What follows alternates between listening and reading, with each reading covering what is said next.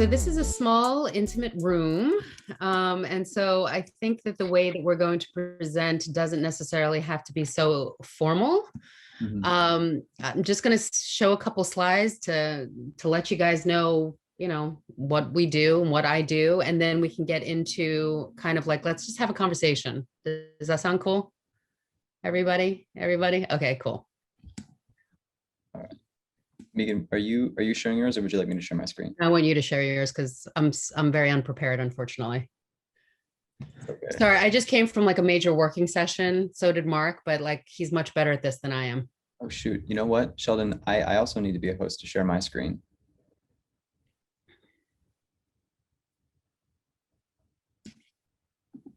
All right, so you know what? I can start without the pretty slides. So my name is Meegan Denenberg, and I have a creative agency, which is sort of the umbrella of a lot of different things that my business partner, Taib Smith, and I do. It's called Little Giant Creative. And yeah, that's our logo. And then the next slide shows you the two principals or the two founders, which is Taib and me. And it's really funny because when I saw Sheldon, I had to tell Mark that Sheldon was the one that said something that I've repeated many times, which is like Taib's the party and I'm the work. But I think the good lesson behind who Taib and I are is that we have very complementary skills. And while we both have sort of alpha personalities, I think that we've carved out and developed a relationship where we understand what our strengths are and we also understand where our weaknesses are. And I think that's really important when you're figuring out what you want to do, is that you don't necessarily have to be alone when you're starting an endeavor. And you also should understand that sometimes ego has to be put aside and to truly find people who can do things well that you can't. Next. So the crux of our founding organization is really a creative agency. And what we do is we develop strategies that connect our clients to their audiences, however that may be. But what's different and interesting about our organization that I think, and we've always been a little bit ahead of the curve, is understanding the basic, I think, truths of what's going on in our country, which is by 2045, and maybe even earlier, it's estimated that this nation is going to be minority majority.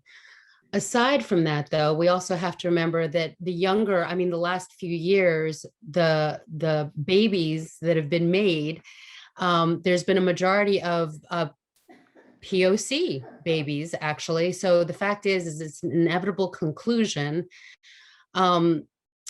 And frankly, the way that we work our strategies and what we do for our clients is with that thought in mind. Previously, when I was growing up and in the beginning of my nascent career, a lot of agencies that I worked at came from the premise that there was a general market, and then we had to do kind of niche marketing. And I never understood that, because niche marketing meant, okay, we're going to work with the Latin population, we're going to work with the Black population, we're going to work with the Asian population. But that assumes that the general population is white. And so if we're going and we're heading towards a minority majority population, that's a really outdated paradigm. It's an outdated idea. And so for us, our audience has always been multiculturalism as the general population. And with that, I also noticed as I was, starting out my career, that whenever we were talking about this niche marketing, people would always hire one. They'd always hire one person who could speak for an entire community. And yet the structures of people who were in control and who were developing these strategies and had the approval process never looked or reflected the target demographic and audience to whom they were working with. And so when I started this agency with my partner, and just by dint of who we are, my partner is a Black man, I'm Asian, I'm a woman, I'm Jewish, I'm an immigrant, like we have all the bases covered, or most of the bases covered at this point. We were like, if we're going to develop an agency, we're going to develop an agency that is comprised of people who actually have the lived experience of the people with whom we're talking to. And that's what we did. And frankly, I think it is a brave new world that we live in. And I think that our agency best reflects that more than all of these other, I think, organizations that are really trying to figure out how to be diverse by like 2025, or they have a certain date that it's going to happen. I just never understood, why can't it be now? Okay, sorry, next.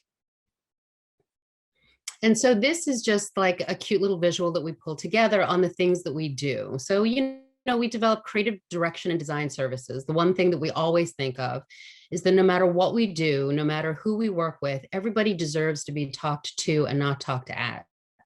We also feel that aspirational design and design that is infused in every single component of the work that we do really honors who the recipient is. And so we design from a perspective where there doesn't have to be, you're doing good work, so you have to be humble. Or if you're doing work that deals with lifestyle and sports and fashion, that has to be crazy stylish. We think that style, really good design, and respect has to be seeped into every single program and design that we do. And that's where we always start. The other thing that we do, and I touched on it before, is something that we call cultural competency. And frankly, the fact is that there are so many different cultures that are reflected in this country. And frankly, that's what makes it great. Is the fact is instead of having this sort of token mentality, or this idea that we make assumptions of who the audience is based on what their race, the color of their skin, their religion, we really want to understand who the audience is and then work around that, because we also understand that diversity goes so far beyond the color of your skin and your cultural background. It goes to the way people think, the way people absorb information, the way people communicate. So those are the custom strategies that we always try to start with. Next. And this is, and I won't go through it because it's way too long. We don't have a lot of time. This is really the methodology that we always start with. It's the foundation of how we approach every single client. And really, it's a lot of due diligence. It's a lot of respect to the client and its community that they're trying to talk to. It's also really trying to acknowledge who that community is and not making those assumptions we were talking about. It's a holistic strategy in the fact that, like, design, marketing, communication, all of the different platforms, they can't live alone. They have to work together. And then the culturally competent platforms that we speak about ad nauseum. Next. And here's just, a slide of some of the work that we did initially. Heineken Green Room, we were the agency of record in New York and Pennsylvania pre-COVID. For over a decade, we developed this amazing concert series that really at the end of the day was a welcoming space for men and women and populations that really didn't have that many, if we think about that. We do a lot of design work, the 421, that's like a big building and an organization that's in something called Spring Arts Area. It's kind of a problematic title, but yeah, we do a lot of branding and we start from the design first. The Red Bull was a fun triathlon we did that comprised like 3 different disciplines that hadn't been seen in triathlon before. We had skateboarding, we had biking, and we had running. And yeah, I know 2 are like from the Ironman, but we really took into account the neighborhoods, and we had fun and interesting block parties that occurred at each neighborhood, so that so during all the legs, everyone had a chance to interact with the neighborhood itself. And Cherry Street Pier is the big artist hub in Penn's Landing that is, that was a reconverted and repurposed pier that became a huge, like, collaborative effort for the community, for artists to have a space to be able to just do. Sorry, next.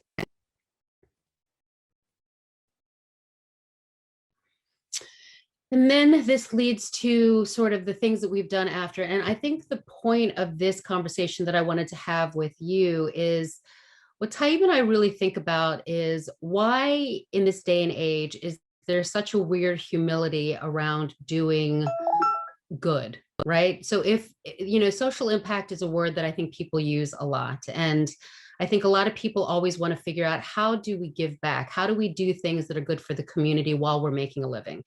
And what's really interesting is with the nonprofit and the for-profit structures and everything that you hear and you see, it always feels as if you're doing something for the community, you shouldn't be making money. But if you're not doing something for the community, if like, let's say you're making guns or you're making tobacco or you're doing all these different things, there's no questions asked about people making a ridiculous amount of money. And what we want to do is we want to flip that paradigm. And what we want to really talk about is how people can start thinking about all of the really good things that they want for their communities and for themselves, and how to pivot that into a sustainable career. And I think that's what Taib and I have had a really nice, I think, we've carved out a niche for ourselves to do that. And I think that that's something that we really want to make bigger. The other thing we want to do is we also understand that a lot of people who are making decisions don't look like us. And if that's the case, how do we start creating tables where instead of always having to advocate for ourselves to another person, that we can actually start creating the tables where we're making the decisions and we start having agencies, we start having agency of our own change. And so one of the verticals, because we have this design organization or agency, but we've also now started developing other companies, as true entrepreneurs do, that start taking into account a lot of the things that we learned and making them into actionable plans so that we can start sharing the wealth, sharing the knowledge, and creating a space where the ecosystem becomes a lot more representative of us. And that ecosystem has capital, it has power, and it has agency.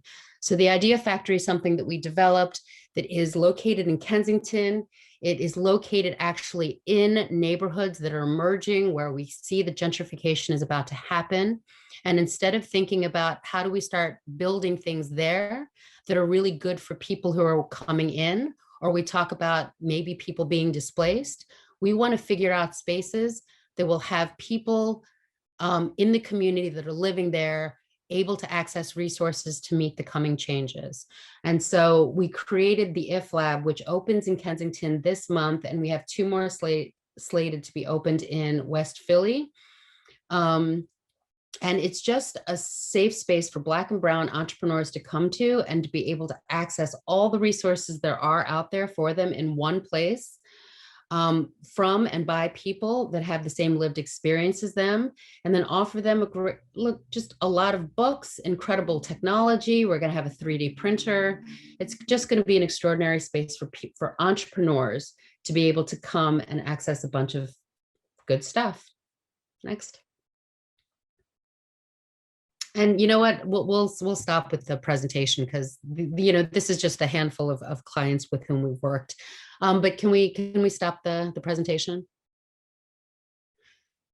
Yeah, so there's a lot of other things that we do. My partner and I co-founded a workspace called Pipeline in Center City. We also have an organization where we're actually developing real estate in order to create these safe spaces and create sort of affordable and accessible buildings and spaces for people who are actually living in the neighborhood. We've developed all of these different types of verticals, and verticals are different businesses that come from our main business, in order to really start thinking about what true equity looks like, what true restorative justice looks like, in some ways, what reparations look like, but also just leveling the playing field for Black and Brown people who really, when you look at the history of this country, have just been underserved, have been at best ignored, and really at the end of the day have been attacked by legal policies, political policies, social policies. And so that's our company as a whole. There's a lot to talk about, but we don't have a lot of time. And frankly, I don't want to bore you. And as Taib and I always often say, we bore ourselves.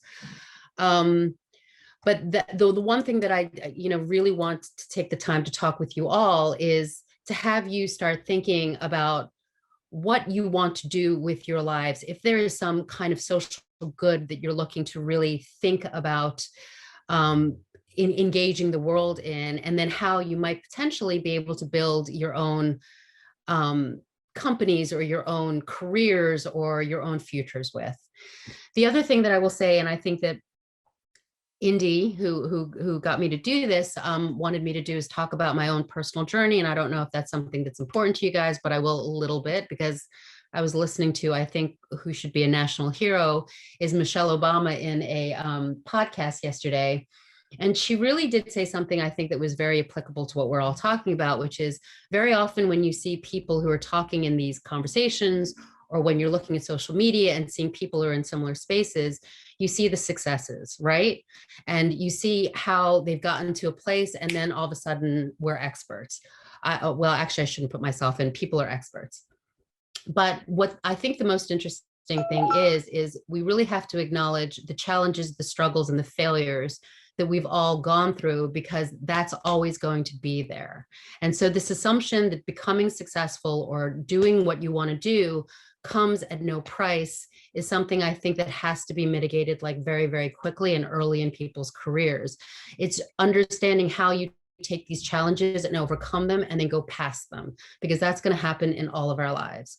So I started out pretty okay. I was adopted into a family, a Jewish family. Got access to education, academia, whatever. But I did what a lot of people did, which is I had kids with a guy who really didn't, want to support my kids. And so everything that I did, I started out in politics, oddly enough. I was a press secretary for someone who was incarcerated, Councilman Anthony Weiner. And I started out, doing a bunch of things in politics, pivoted that into public relations, and then went into a strange space that hadn't been explored before, which was called guerrilla marketing, and realized the one thing that I did well was I knew how to architect programs and strategies and figure out solutions to just problems. So I was like, I realized I was a problem solver, but back then there wasn't an actual position for problem solving. But 9/11 happened, all of these different things happened. I was in New York and I moved back to Philadelphia with my kids and realized that I had to create a career that would allow me to take care of my children, but would allow me to take care of my children and be there for them. And I don't think that's a story that's heard enough. And frankly, I had 2 young kids. I had to take care of a lot of different people, and every job that I had to go after pretty much mandated that I had to be at an office from 9 to 5. And I couldn't do that because I couldn't afford childcare, and I needed to be home at 3 o'clock for when my children were home. So that's when, all of the work that I was doing, and that sounds also easy, like, oh, I needed to do that. So I just created it. And it was a lot of suffering. It was a lot of days where I was afraid that I had no money. It was a lot of days where I saw my bank account get down to a certain degree and I was like, I don't know what the hell to do anymore. But what I did know was I had a certain skill set and I knew that I had to work. And so I did work a full-time job with a company called Philly Car Share, and I took that to a pretty big space. And I met Taib, and Taib was starting an endeavor called 215 Magazine at the time. And it was a beautiful, beautiful magazine, but it had no business model. And we had talked about him helping me with some of the work that I was doing, but I also saw that they needed a lot of help. And that's another thing that I want to say during this meeting too, is I didn't wait for things to be handed to me. Like Taib didn't realize he needed me. I realized he needed me, because when I looked around and saw the work that they were doing and saw what they couldn't do, I went in and I said, this is what I can do. I wasn't sitting there saying, what do you need me to do? How do you need me to do this? Whatever. I was like, no, I'm going to take care of this. And pretty soon I became indispensable. And then I took over the country. I took over the company. But I do have to say that it was really interesting because I've had people come work for me, and many of them are like, yeah, I want to be the next Taib, because everybody wants to be the Taib. I want to be the next Taib. I want to do this. I want to be really cool. But they also sit and say, what should I do? What do you want me to do? The people that I love that work for me come into my company and they say, dude, I'm looking at this company. I'll do anything that you want, but I see that there are these things that need to be done. I want to do them, and I'm going to do them better than you. And they ask questions, and they ask me and they ask Taib questions. And Taib, who doesn't really interact with the staff very much because I pretty much run the companies, he's always suspect of the people who come to the company that don't want to talk to him, because he's like, they know that they could learn a lot from me. I'm not going to make it easy for them, but they're going to have to try and actually start working with me. So I don't exactly know what I'm saying there, but that's pretty much my presentation. It's kind of a little bit of how I started out, some of the struggles I had, and about, I guess, the companies that I built with my business partner. I don't know if that leaves anyone room for having any questions, but I would love to hear your stories. I think there are few enough people in this breakout room that we can actually talk to you each individually. So I'm just going to start like from where I see first. So Caitlin, I'd love to hear a little bit about your story, what you're looking to do, if this speaks to you in any way. Yeah, I'm actually going to be chatting in like 20 minutes when we go back. I have a presentation I'm giving too. But the part that really resonated that you were just talking about, I'm a senior at Temple, a public relations student, and I'm applying for post-grad jobs, hoping to stay on with my current company. And something I'm already noticing, and I was so inspired by you saying, I could work all hours of the week. Like I'm someone who takes on the extra hours. I'll work late at night, but I'm already noticing how that makes it hard to set boundaries for yourself and maintain that work-life balance that at this stage of like early career, it also feels like sometimes you're not supposed to have, and like you're just supposed to dedicate everything you have to your job to be amazing at it and gain those connections in your field. So I'm curious if you had any advice on managing that, especially at graduating college and starting my career. Well, I mean, I'm a little torn with that because I will say that the hustle is real. Yeah. And learning is real. And to me, I think the one thing that I've always wanted to let youngins know is that everything is important. And I know that sounds really weird, but like, I remember I was teaching a class and I was hosting a lot of different speakers. And I noticed a lot of kids like slumping when some of the speakers weren't speaking directly to what they wanted. But I think that's a mistake because you have no idea what you're getting from every exchange you're having that will lead to maybe another conversation that's going to get you, like, let's say you have no interest in golf, but someone spoke to you about golf. And then the next person you meet that you want to hire you is really interested in golf. And all of a sudden you can talk to them about golf and that's or her. And that's the reason why this person hires you. So for me, I do believe that when you're starting out and even now, boundaries have to be boundaries. You need to take care of yourself. I totally get that. But I think that when it comes to getting to where you need to go, you need to really be able to judge like how important almost everything is and how you can leverage everything to your advantage. And sometimes when people say, I need this life work balance, they're missing some critical things that could help them in their future. So to me, I do believe that at your age, work hard, talk to a lot of people, do as many things as you can, humiliate yourself. And this one person said, honestly, like knocking on 100 doors is hard. 99 rejections may be hard, but who gives a shit if you get that one approval? Like, who cares? Like, to me, hard work is extraordinarily, extraordinarily difficult. The one thing that I was saying though about my kids is we also have to understand that like life doesn't go the way that you want it to. Like when I was young, and it's a different world now, but when I was young, I was like, I'm going to get married at 26 and I'm going to have children by the time I'm 27. And then I'm going to do this and I'm going to live here. And none of that happened. None of that happened. And I had to face that stuff as it came. And I think if I had heard more people like me who seemingly seemed to have a little bit success, but there was so much struggle to be heard, I think that that would have better prepared me to understand, look, I got to roll with the punches. I got to work really hard. But at the end of the day, like this is the different ways that I can have facility to kind of be the agent of my own change. I don't know if that answered your question, but sort of, I think it got around it a little. Thank you. Yeah. I mean, I think that taps right into this age of college and everyone with like a 5-year plan and having these visions for where they think they're going to be. So that motivates me that I don't know. I mean, I love working until 8 p.m. and making sure I'm in those meetings and doing all of that. So that's just really encouraging. Thank you for that. Well, that's going to set you apart from so many others. And I want to tell everyone, all like 4 people or 5 people on this panel, that honestly, you're going to have 2 or 3 or 4 different lives. And so right now it feels like it's going to be forever. And right now it feels like it might be a little bit of a struggle of where you want to be, where you want to go, whatever. But knowing like in 10 years, you may be in a completely different place, like completely different place. And that's good. It's okay. Like everything is good. That's one thing I can also tell you guys.